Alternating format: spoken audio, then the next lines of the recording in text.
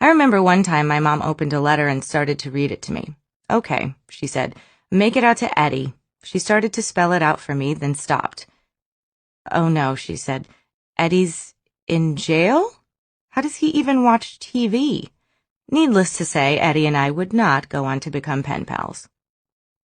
The royal family wasn't a kid's show, so I didn't have many fans in my peer group, but occasionally people would see us out in public and come up to my parents to tell them how much they liked the show.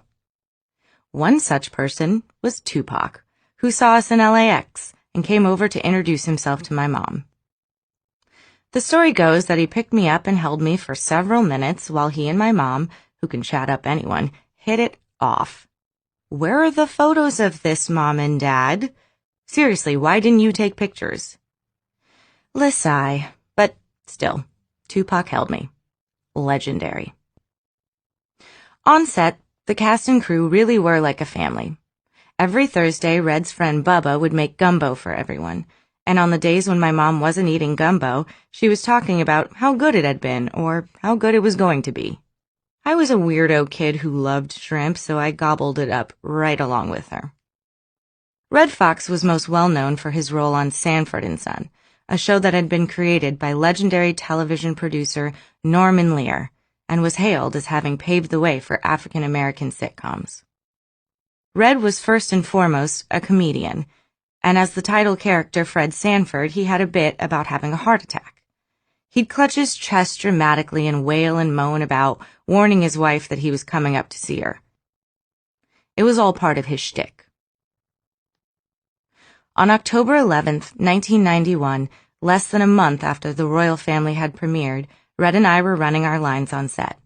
He was sitting in an easy chair and I was standing on my mark in front of him, when all of a sudden he kind of slumped over and fell to the floor. For a while, no one moved. One of the producers even yelled, "Red, come on." Everyone assumed it was just part of his routine, so we waited patiently for him to stand back up. Except he didn't. Della Reese, who played his wife, was the first to figure out that something really was happening.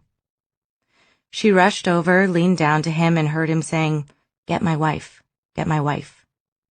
Della stood up and started screaming, which jolted everyone in the room into action. The assistant director yelled for someone to get an ambulance, and my mom, who had been sitting and watching rehearsals with Red's wife, tried desperately to calm her down and assure her that everything was going to be okay. I didn't move, though. I'd been taught to stay on my mark, and so that's what I did. My dad happened to be on set that day. Finally, he noticed that I was still standing there like a statue, so he ran over and scooped me up. He and my mom took me up to my dressing room, where they set me down with some coloring books and instructions not to move, again, while they went back downstairs and tried to help. I hadn't really known my own grandparents, so for all intents and purposes, Red was my grandpa. I was way too young to process it at the time, but now when I look back, I realize how special and unique it was for the cast of a TV show to have such off-screen camaraderie and genuine love. The whole cast and crew followed Red's ambulance to the hospital, and we sat there, his TV family and his real family, all mixed together in the waiting room, praying and trying to comfort one another. When the doctor came out to tell us that Red had passed, he delivered the news to the entire group. As you can imagine, everyone took it really hard. Red was such a presence wherever he went.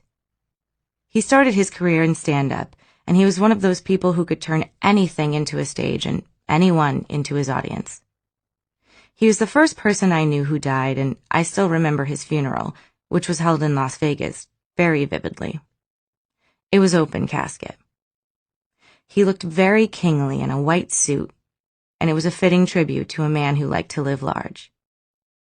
Della sang "What a Wonderful World," a song that can still make me teary-eyed to this day.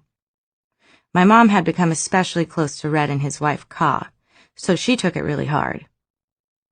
She'd bring me to visit Red's grave, where Ka would give me a cigar, one of Red's favorite things, and tell me I could give Red a present. We'd dig a little hole, stick the cigar in it, and then she would light it. We'd watch the smoke curl up and into the air, and in my 5-year-old brain, I imagined him 6 feet underground, smoking away in that white suit and being just the same as he always was. After Red passed, the producers briefly brought in Jacquet to play Della's sister and try to keep the show going. But as my mom said, it just wasn't the same without Red. The royal family came to an end after just one season. Glee would eventually be filmed on the same Paramount lot where we shot the royal family. And every day on my way to the set, I'd walk past the daycare where my mom would drop off my baby brother before she and I would head to work. I loved the Paramount lot, and returning to work there so many years later felt like a homecoming. It made me think about my TV beginnings and Red a lot. He was one of the first people to really believe in me, and I've always wanted to make him proud. Someday, I'm going to take that fox and a Ouija board over to stage 16 and see if I can say hello.